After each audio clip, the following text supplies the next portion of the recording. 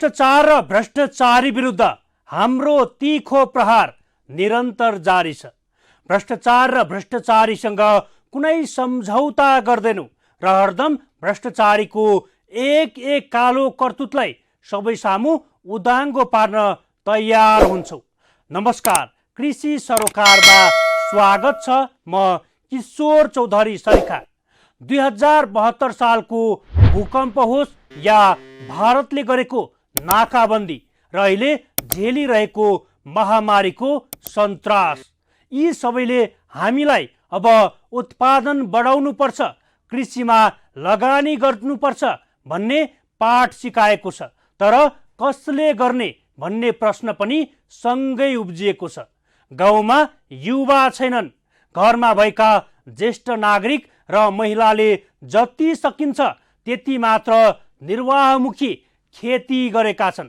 राज्यले पनि कृषि र किसानको संरक्षणका लागि ठोस योजनाहरू बनाई लगानी गर्न सकेको अवस्था छैन।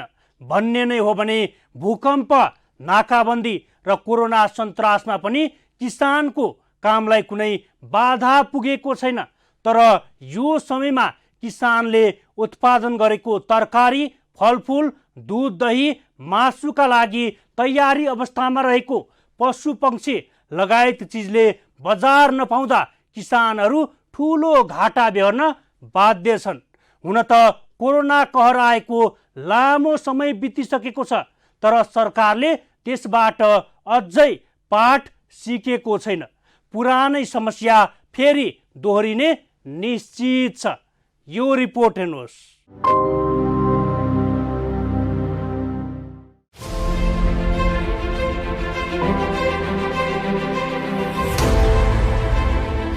नेपाल लगायत विश्वका 222 देशमा कोरोना भाइरसको संक्रमण देखिएको छ। कुनै देशमा कोरोना भाइरसले उग्र रूप लिएको छ भने कुनै देशमा बिस्तारै महामारीको रूप लिँदै गरेको अवस्था छ। विश्व स्वास्थ्य संगठन WHO ले कोरोनाको संक्रमणलाई विश्वव्यापी महामारीको संज्ञा दिएसँगै विभिन्न प्रभावित देश भाइरसलाई थप फैलिन नदिन लकडाउनमा छन्। महामारीका कारण संसारै आर्थिक सङ्कटमा छ।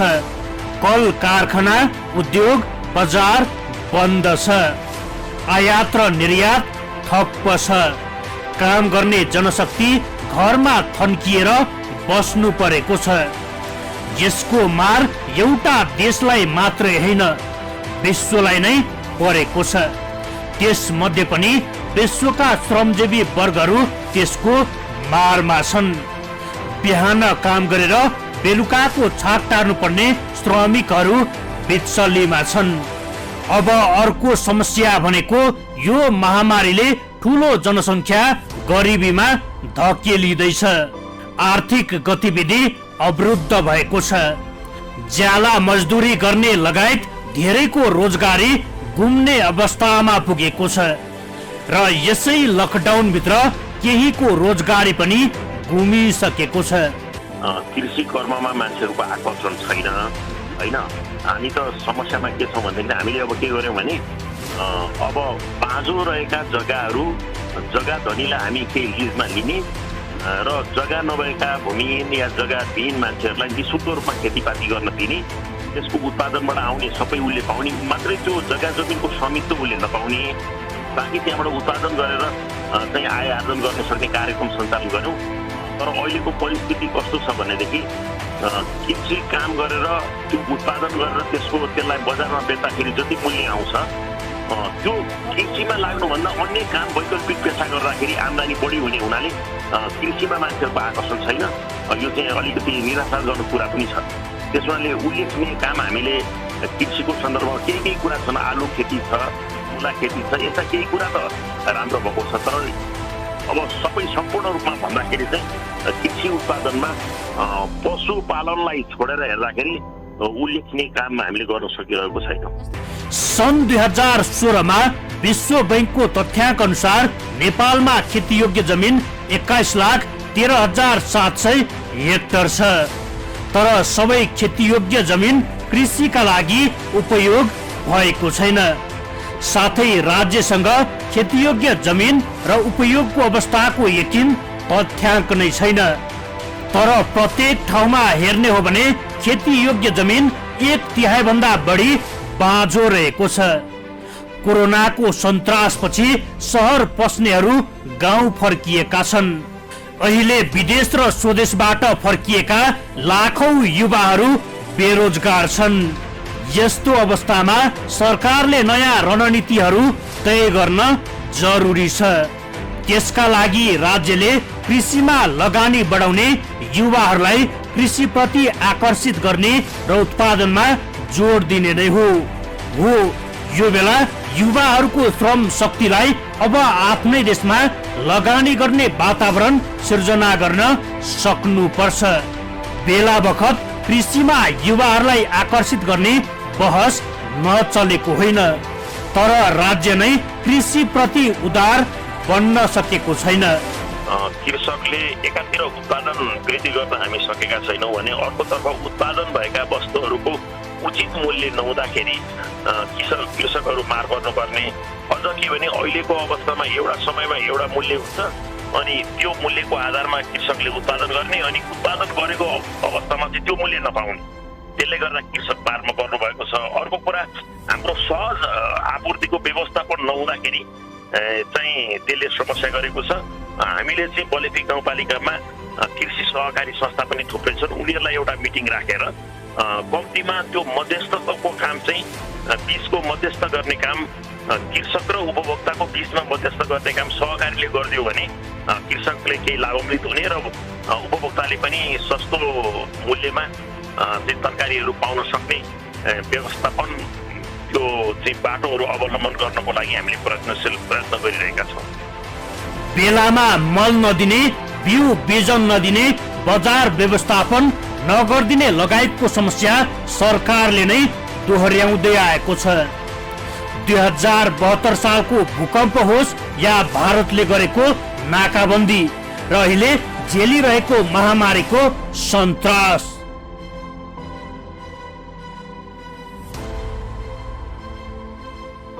यी सबैले हामीलाई अब उत्पादन बढाउनु पर्छ, कृषिमा लगानी गर्नुपर्छ भन्ने पाठ सिकाएको छ।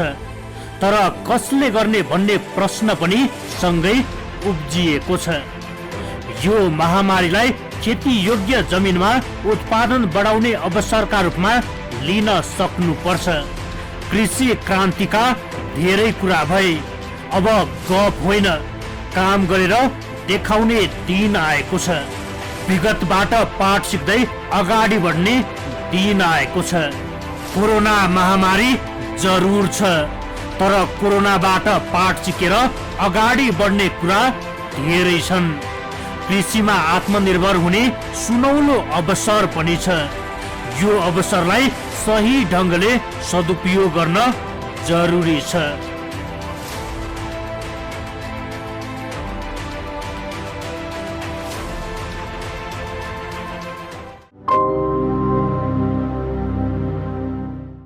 दुई 2072 यता भूकम्प, नाकाबन्दी र कोरोनामा देशले भोगेको मुख्य समस्या खाद्य सङ्कट नै हो। जहाँ खाद्यान्न छ त्यहाँ समस्या छैन। त्यसैले यस बेलाको सिकाइबाट अब स्थानीय तहले खेती योग्य जमिन एक बित्ता पनि बाँझो राख्न नपाइने व्यवस्था गर्नुपर्छ। किसानलाई खेती मात्र गर भन्ने होइन, कृषि सम्बन्धी ज्ञान, सिप, बिउ र बजारको व्यवस्थापनसँगै अनुगमन पनि गर्न जरुरी छ। लकडाउनको समयमा धेरै किसानले खेतमै तरकारी कुहाए, दुध सडकमै पोख्नु पर्यो। किसानले आफ्नो कृषि उपज कौडीको भावमा बेच्नु पर्यो। यस्तै समस्या फेरि दोहोरिने करिब करिब पक्का पक्की जस्तै छ। तर सरकारले विगतबाट पाठ सिकेको छैन। गत वर्ष लकडाउनले निम्न वर्गलाई इन्तु न चिन्तु बनायो। निमुखाले भोकसँग लड्नु पर्यो, कोही भोक भोकै मर्नु पनि पर्यो। तर त्यसबाट पाठ सिकेको छैन। यो लकडाउनको समयमा उपभोक्ताले कैयौं दिन बासी फलफुल, तरकारी, अन्य दैनिक उपभोग्य वस्तु खान विवश छन्। तर किसानको तरकारी खेतबारीमै कुहिन थालेको छ। कम से कम किसानले उत्पादन गरेको कृषि उपज उपभोक्ताको घर घरमा पुर्याउन सके किसानले उत्पादन गरेको कृषि उपज सहजै बिक्री हुने थियो। उपभोक्ताले पनि ताजा तरकारी, फलफुल, माछा, मासु उपभोग गर्न पाउने थिए। तर सरकारकै नियतमा खोट भएपछि किसान र सर्वसाधारण मारमा त पर्ने नै भए। यो रिपोर्ट हेर्नुहोस्।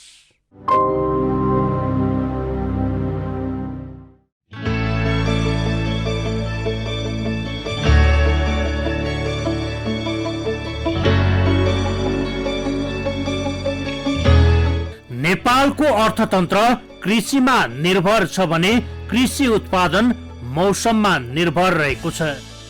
कृषि क्षेत्रमा सरकारको लगानी र कृषि व्यवसायमा स्वयं कृषककै लगानी पनि ज्यादै कम रहेको छ। न्यून लगानीले गर्दा व्यावसायिक कृषि विकासका लागि आवश्यक पर्ने भौतिक पूर्वाधार, सिंचाइ, कृषि सडक, बजार, कृषि अनुसन्धान र कृषि प्रसारको सामग्री विस्तार हुन सकेको छैन। साराखाला 50 देखि 55% कृषि जमिन मात्र सिंचित छ भने बाँकी कृषि जमिन मौसमी वर्षामा निर्भर छ। उच्च जोखिम रहेको अवस्थामा कृषकहरू लगानी गर्न उत्साहित नहुने, बढी उत्पादन दिने तर जोखिमयुक्त बाली, पशु पन्छीको लागि नयाँ प्रविधि प्रयोग नगर्ने, खर्चिलो र बढी उब्जाउ दिने उत्पादन सामग्रीको प्रयोग नगर्ने अध्ययनले देखाएको छ। नेपालमा कृषिको व्यवसायीकरण र कृषि विकासको प्रचुर सम्भावना रहँदा रहँदै पनि आशातीत प्रगति हुन नसकिरहेको वर्तमान परिप्रेक्ष्यमा देखिएको छ। अझ कोरोना महामारीको यो विषम परिस्थितिमा कृषिलाई विशेष प्राथमिकतामा राख्नुपर्नेमा सरकारले सिलिङ बजेट तोकेबाट थाहा हुन्छ कृषिलाई कति उपेक्षा गरेको छ भन्ने कुरा। 2072 यता भूकम्प, नाकाबन्दी र कोरोनामा देशले भोगेको मुख्य समस्या खाद्य सङ्कट नै हो। जहाँ खाद्यान्न छ त्यहाँ समस्या छैन। त्यसैले यस बेलाको सिकाइबाट अब स्थानीय तहले खेती योग्य जमिन एक बित्ता पनि बाँझो राख्न नपाउने व्यवस्था गर्नुपर्छ। किसानलाई खेती मात्र गर भन्ने होइन, कृषि सम्बन्धी ज्ञान, सिप, बिउ र बजारको व्यवस्थापन सँगै अनुगमन पनि गर्न जरुरी छ। बजेटको झन्डै 20% देखि 25% अनिवार्य ल्याउने भन्ने हाम्रो नीति तथा कार्यक्रमले बोलेको थियो। अनि हामीले पछि त्यसलाई हिसाब गर्दाखेरि, छलफल गर्दाखेरि 15-16% चाहिँ हाम्रो त्यहाँ छुटिएछ। हामी नीति कार्यक्रममा 25सम्म लाने भन्यौँ, तर 16-17मा हामी चाहिँ रह्यौँ। र आगामी दिनमा फेरि त्यो हामी 25% भनेको राम्रो त्यसको नजिक पुग्ने प्रयत्न गर्छौँ। किनभने अब चाहिँ उत्पादनमा हामीले जोड गर्नुपर्छ। उत्पादनमा आत्मनिर्भर भएन भनेदेखि हामीले अन्तबाट आयातित खानेकुरा खानुपर्ने हुन्छ। त्यस कारण अर्ग्यानिक र आफूले उत्पादन गरेको चिजमा हामी आत्मनिर्भर भयौँ भनेदेखि हाम्रो पैसा बच्छ गाउँपालिकाको भन्ने हिसाबले उत्पादनमै जोड गर्नको निम्ति हामी सकभर 25% होइन भने 20%को हाराहारीमा चाहिँ कृषिमा लगानी गर्नुपर्छ। भौतिक निर्माणका धेरै कुराहरू हामीले पुरा गरिसकेको हुँदा हामी सम्भवतः त्यो क्षेत्रमा चाहिँ 30% लगानी गर्न सक्छौँ भन्ने हाम्रो ठम्याइ छ। लकडाउनका समयमा धेरै किसानले खेतमै तरकारी कुहाए, दुध सडकमै पोख्नु पर्यो। किसानले आफ्नो कृषि उपज कौडीको भावमा बेच्नु पर्यो। यस्तै समस्या फेरि दोहोरिने करिब पक्का पक्की जस्तै छ। तर सरकारले विगतबाट पाठ सिकेको छैन। गत वर्ष लकडाउनले निम्न वर्गलाई इन्तु न चिन्तु बनायो। निमुखा जनता भोकसँग लड्नु पर्यो, कोही भोकै मर्नु पनि पर्यो। तर त्यसबाट पाठ सिकेको छैन। यो लकडाउनको समयमा उपभोक्ताले कैयौं दिन बासी फलफुल, तरकारी, अन्य दैनिक उपभोग्य वस्तु खान विवश छन्। तर किसानको तरकारी खेत बारीमै कुहिन थालेको छ। मलहरूको निमित्त पनि हामीले गाउँपालिकाबाट सहकारी मार्फत सहुलियत दरमा चाहिँ मलहरू उपलब्ध गरायौँ र त्यहाँका कृषकहरूलाई त्यहाँकै सहकारी मार्फत चाहिँ हामीले विभिन्न चरणमा मलहरू बिउ बिजनहरू चाहिँ उहाँहरूलाई अन्य ठाउँमा जानु नपर्ने गाउँपालिकाले नै व्यवस्था गर्ने हिसाबले चाहिँ हामीले त्यसरी चाहिँ उपलब्ध गराएको छौँ। तर उहाँहरूलाई विभिन्न लकडाउन लगायत विभिन्न बाधा अर्चन हुने बेला पनि गाउँपालिकाले त्यसरी हामीले चाहिँ उहाँहरूलाई उपलब्ध गराएको छ। त्यो खालको कठिनाइ चाहिँ भोलि पर्सि गाउँपालिका कृषकहरूलाई छैन। राज्यको कृषिप्रतिको उपेक्षा र राज्यले बजारीकरणको सुनिश्चितता गर्न नसक्दा निम्तिएको समस्या हो। सरकारले समय सापेक्ष नीतिको निर्माण, बजेटको व्यवस्थापन, सोको कार्यान्वयनको लागि आवश्यक योजना सहितको नियमित अनुगमनद्वारा नेपालमा कृषि क्षेत्रलाई सम्मानित पेसाको रूपमा विकास गर्न सकिन्छ। सरकारले पछिल्लो समय बनाएका नीतिहरू सर्वोत्कृष्ट हुँदाहुँदै पनि यसको कार्यान्वयनमा देखिएको ढिला सुस्तीले गर्दा कृषि क्षेत्रले थप सफलता हासिल गर्न सकिरहेको छैन। सरकारले दीर्घकालीन योजना तर्जुमा गरी स्थानीय स्तरमा उत्पादन हुने कृषि उत्पादनको सिजन अनुसारको उचित मूल्य तोक्नु पर्दछ। आवश्यक कृषि उपज जिल्लामा नै उत्पादन गर्ने गरी योजना निर्माण गर्न सकिन्छ। नीति तथा कार्यक्रम पानामा लेखेर मात्र पनि कृषिमा आधुनिकता र व्यवसायीकरण हुन सक्दैन। सहज कृषि कर्जा, सिंचाइको सुगमता, औजारमा यान्त्रिकरण, प्रविधिको ज्ञान, सुनिश्चित बजारीकरण र व्यवसायीकरणमा ध्यान दिन सक्यो भने देश कृषिमा आत्मनिर्भर हुन 5 वर्षको समय पनि लामो हुन जान्छ। त्यसै गरी प्रत्येक स्थानीय तह, प्रदेश लगायत विभिन्न क्षेत्रमा सञ्चालित सहकारी, निजी कार्यालय, सङ्घ संस्था लगायत होटेल व्यवसायमा खपत हुने कृषि क्षेत्रका वस्तुहरूमा स्वदेशी स्थानीय उत्पादनको उपभोग प्रयोगमा कडाई गर्न सकिन्छ। यसो हुँदा केही मात्रामा स्थानीय उत्पादनले स्थान पाउनुको साथै कृषिमा टेवा पुग्ने थियो।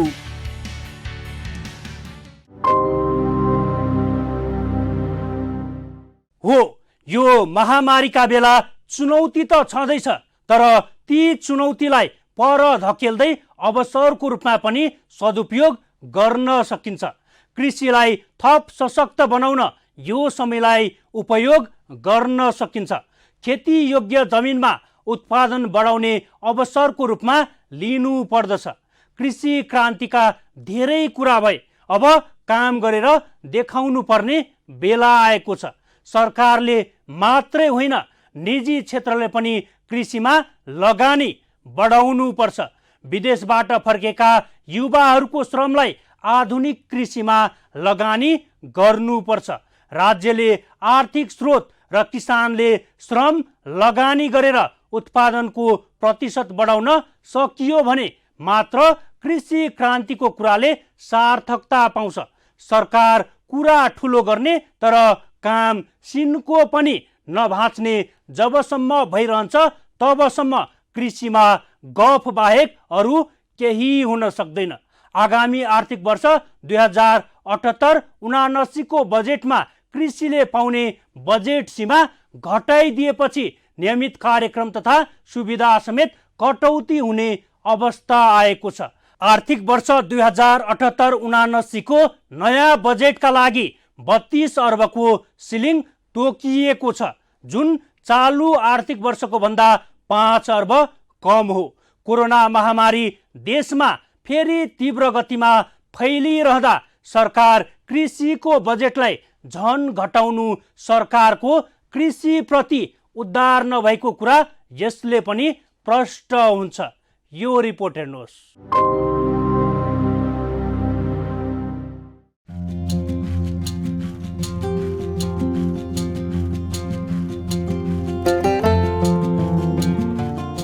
कोरोनाको महामारीले प्रभाव नपरेको कुनै क्षेत्र नै छैन। सबै क्षेत्रमा त्यतिकै प्रभाव परेको छ। कोरोनाले सबै भूगोल, वर्ग र पेसाका मानिसलाई छोएको छ। यसको नियन्त्रण र रोकथामका लागि ल्याएको लकडाउन वा यस्तै अन्य निर्णयले श्रमिक र गरिब वर्गलाई बढी असर गरिरहेको छ। मूलतः शहरी क्षेत्रमा बसोबास गर्ने मजदुर र ग्रामीण क्षेत्रमा दैनिक ज्यालादारीमा काम गर्ने जीविकोपार्जन गर्दै आएका परिवारका लागि विगतमा जस्तै खाद्य वस्तुको अभाव देखिने प्रष्ट छ। 2 साताको लकडाउनले त्यति प्रभाव नपर्ने भए पनि कोरोनाको कहर लगातार बढ्दै गएकोले लकडाउन थपिने सम्भावना प्रबल छ, जसले गर्दा खाद्य सञ्चित सकिँदै जाने र खरिदका लागि रकम नहुने समस्याले मूलतः श्रमिक वर्गलाई अप्ठ्यारो पर्नेमा दुई मत छैन। अहिले जसरी स्वास्थ्य सामग्रीमा काला बजारी बढ्दै गएको छ, भोलिका दिनमा त्यसै गरी चर्को मूल्यमा खाद्यान्न आयात गर्नुपर्ने हुन सक्छ। हामी पन्सिन मिल्दैन, हामीले आफ्नो जीवनलाई पनि दाउमा राखेर पनि हिँड्नुपर्छ। हुन त कोभिडसँग जित्ने त कोही छैन, सक्दैनौँ। योसँग बौठेजोरी खेल्ने भने होइन, सामाजिक सुरक्षा सावधानी अपनाएर हामीले गर्न सक्ने जनतालाई चाहिँ एउटा अभिभावक छ भन्ने अनुभूति दिनु पर्दछ। कृषि क्षेत्रको विषयमा सरकारले तत्काल राहतको पाटोले हेर्नुपर्ने पक्ष एउटा छ भने दीर्घकालीन प्रभावको कोणबाट पनि अहिलेदेखि नै सचेत पहल थाल्नुपर्ने हुन्छ। उत्पादित कृषि उपजको भण्डारण, बिक्री वा नयाँ बाली लगाउने कार्यक्रम अवरोध भयो भने यसबाट देशले ठूलो नोक्सानी बेहोर्नु पर्ने हुन्छ। कोरोनाबाट जेनतेन फुत्किए पनि भोकमरीको अर्को संकट नआउला भन्न सकिन्न। लकडाउन भए पनि सुरक्षित हिसाबले पशुपालन र खेतीपातीको काम निर्वाध गर्न सरकारले प्रेरित गर्नुपर्छ र कुनै रोकावट छन् भने सहज बनाइदिनु पर्छ। परिवारका सदस्य मिलेर पशुपालन, बाली उठाउने र लगाउने कार्य गर्नलाई लकडाउनले असर पुग्नु हुँदैन। किसानहरूलाई तत्काल खानाको समस्या छैन, तर उत्पादित वस्तुको बिक्री गर्न अप्ठ्यारो भइरहेको छ। उत्पादित तरकारी, दूध बेच्न असहज छ। हाट बजार बन्द छन्। सरकारले दूध, तरकारी, खाद्यान्न, पानी ढुवानी र बिक्री कार्यलाई अत्यावश्यक सेवा अन्तर्गत राखेको भए पनि बजार प्रणाली खलबलिएको छ। असहज अवस्थाको फाइदा उठाएर सस्तोमा खरिद गर्ने र महँगोमा बेच्ने कार्य पनि भइरहेको छ। बाली लगाइएन र उत्पादित सामग्रीलाई जोगाउन सकिएन भने आज जसरी श्रमिक वर्ग खाद्य असुरक्षा बेहोरिरहेको छ, त्यसै गरी भोलि अरू वर्गका मानिसहरू पनि त्यस्तै चपेटामा पर्नेछन्। पैसा भएर पनि बजारमा खाद्यान्न नपाइने अवस्था हुन सक्छ। केही गरी पाइहाले पनि किन्न सक्ने मूल्यको हुँदैन। किसानहरूले खेतीपातीको काम गर्न सक्ने र उत्पादित वस्तु बिक्री गर्न सक्ने सहज वातावरण बनाउनु पर्छ, किनकि यो विपत्ति छोटो समयमा टुङ्गिने देखिँदैन। कोरोनाका कारण आगामी दिनमा संगठित क्षेत्रकै पनि धेरैले रोजगारी गुमाउने अनुमान गरिएको छ। यही रूपमा अगाडि बढ्दै गयो भनेदेखि चाहिँ अब हामीलाई अझ गाह्रो पनि पर्न सक्छ। त्यस भएको हुनाले एकातिर हिजोको बैठकबाट हामीले अक्सिजन प्लान्टहरूको लाई पूर्ण क्षमतामा विस्तार गर्ने, नयाँ सिलिन्डरहरू मगाउने, रेमडेसिभिर लगायतका अरू लाइफ सेभिङ ड्रग्सहरू, मेडिसिन्सहरूलाई आयात गर्ने, खोपलाई विस्तार गर्ने कुराहरू त गरि नै रहेका छौँ। त्यो सरकारको पाटो भयो। यो अभियानमा पार्टी कसरी परिचालित हुन सक्छ भन्ने बारेमा प्रधानमन्त्रीले विशेष निर्देशन दिनुभएको छ। वैदेशिक रोजगारीको स्थिति पनि अब हिजोको जस्तो रहँदैन। यसले कृषि क्षेत्रमा लाग्ने मानिसहरूको संख्या भने बढ्ने देखिन्छ। कृषिलाई थप सशक्त बनाउन यो समयलाई सदुपयोग गर्न सकिन्छ। खेती योग्य जमिनमा उत्पादन बढाउने अवसरका रूपमा लिनुपर्छ। कृषि क्रान्तिका धेरै कुरा भए, अब काम गरेर देखाउनु पर्छ। सरकारले मात्र होइन, निजी क्षेत्रले पनि कृषिमा लगानी बढाउनु पर्छ। विदेशबाट फर्केका युवाहरूले श्रमलाई आधुनिक कृषिमा लगानी गर्नुपर्छ।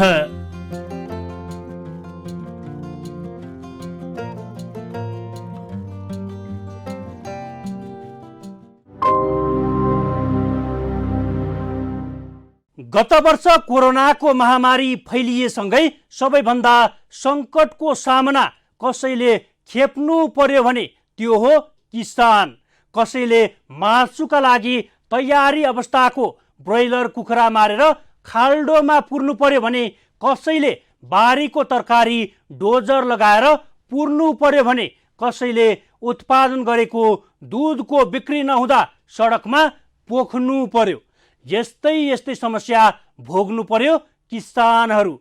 कोरोनाको यो विषम परिस्थितिमा राज्यले आर्थिक स्रोत र किसानले श्रम लगानी गरेर उत्पादनको प्रतिशत बढाउन सकियो भने मात्र कृषि क्रान्तिको कुराले सार्थकता पाउँछ।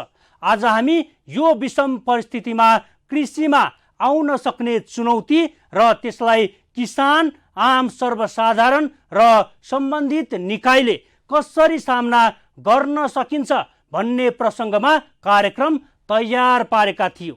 भइपरि आउने चुनौतीको सामना गर्न सरकार तयार बस। विकृति र विसङ्गति विरुद्धको हाम्रो खबरदारी जारी छ। कोभिड-19बाट आफू पनि बचाऊ, अरूलाई पनि बचाऊ। यदि तपाईसँग कुनै सल्लाह, सुझाव र गुनासा छन् भने हाम्रो टेलिफोन नम्बर 015430 मा सिधा सम्पर्क गरेर टिपाउन सक्नुहुनेछ। हवस् त कृषि सरोकार आजलाई यति। अर्को श्रृङ्खलामा नयाँ विषयवस्तुका साथ उपस्थित हुने नै छौँ। त्यतिन्जेलसम्मका लागि बिदा दिनुहोस्। नमस्कार।